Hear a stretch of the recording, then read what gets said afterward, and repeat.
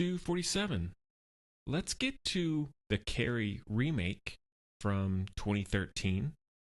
It's directed by Kimberly Pierce, stars Chloe Grace Moretz, Julianne Moore, Gabriella Wilde, Judy Greer, and the synopsis is: a shy girl, outcast by her peers and sheltered by her religious mother, unleashes telekinetic terror on her small town after being pushed too far at her senior prom. Well, this was Stephen King's first novel, which is pretty crazy to think about in terms of the legacy of it. I only got around to seeing it about a year or two ago. I had seen the original way back when, but did not remember much about it. And I decided to review this one instead of that one, in some ways because I'm just tired of hearing the same few movies talked about, or the classics, quote unquote. I want to, for better or for worse, I want to try and talk about movies for my own enjoyment and hopefully for yours as well, that just haven't been as covered. This was my second time watching it. I just rewatched it the other day. I like this one. Maybe it's becoming a trend with me on these recent episodes, but I seem to like this movie more than a lot of people. It's definitely got some issues that bring it down some, but as a Stephen King adaptation, as a horror coming of age story, I think it's pretty good. Chloe Grace Moretz has grown on me a lot over the years. When she first started out and she was in like Kick-Ass, wasn't really a fan, still am not, of those early roles, but this is easily one of her best in Carrie, and she's grown as an actress to me, both in her acting range as well as the projects that she picks.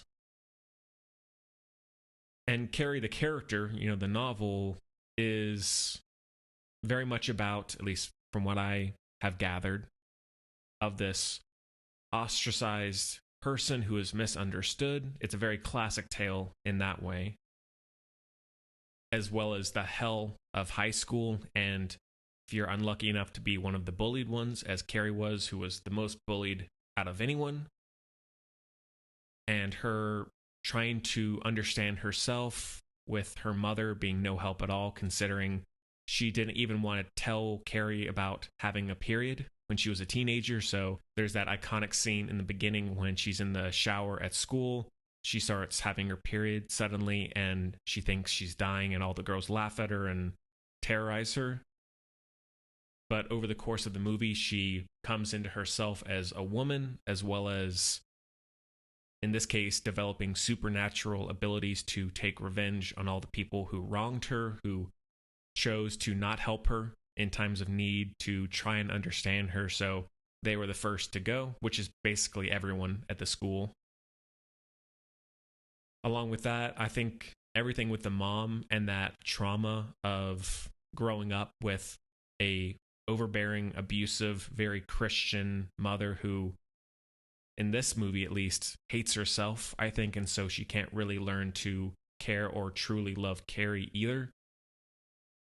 Like, it's honestly, in terms of the direction too, but it's hard to watch sometimes. It's so cruel in how Carrie is treated, and what's refreshing about this adaptation, considering it's directed by a woman, is that, not in a bad way, very much in a true-to-life way, the movie feels in how it presents pain and trauma and also the bullying of Carrie to be very female-oriented. And I'm not saying I understand female trauma. I'm just saying that in terms of, if this were a male character, I know that the bullying and how they were treated in high school would be entirely different. It feels so distant from me that I could only assume. If I'm wrong, let me know. I'm not trying to project anything, but that's just what I gathered from both the book, which is great, and both movies. One minor issue I had in terms of the writing is the female bully, Chris.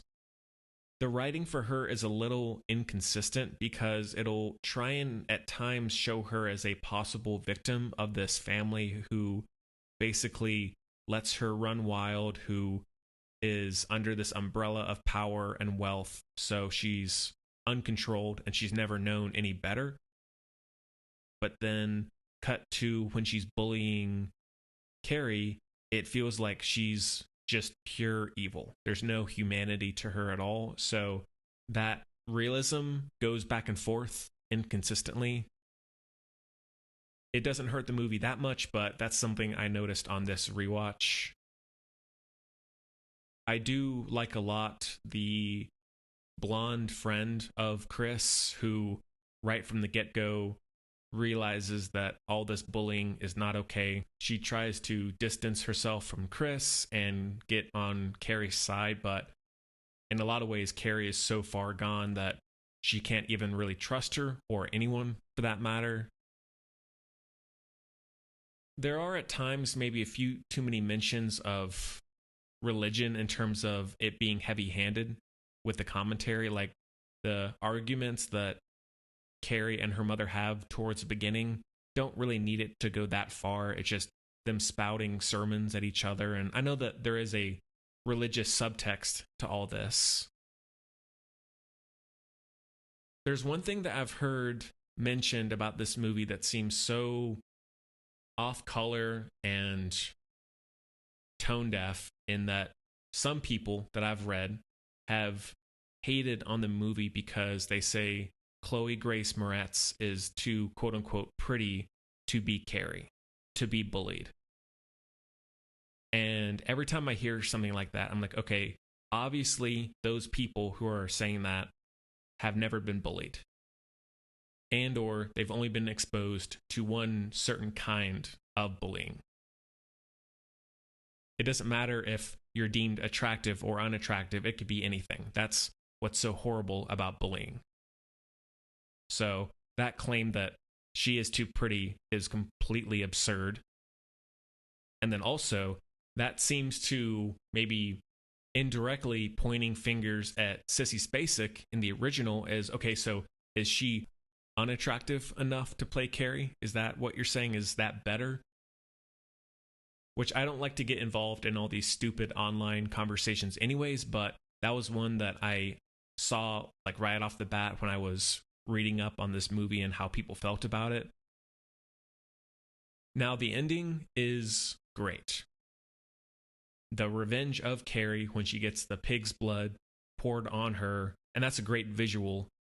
Not that it happened to her, but the blood dripping down her face, the bloody hair, and then when the blood starts kind of evaporating or floating off of her skin and all hell breaks loose. There's people getting crushed, electrocuted, burned.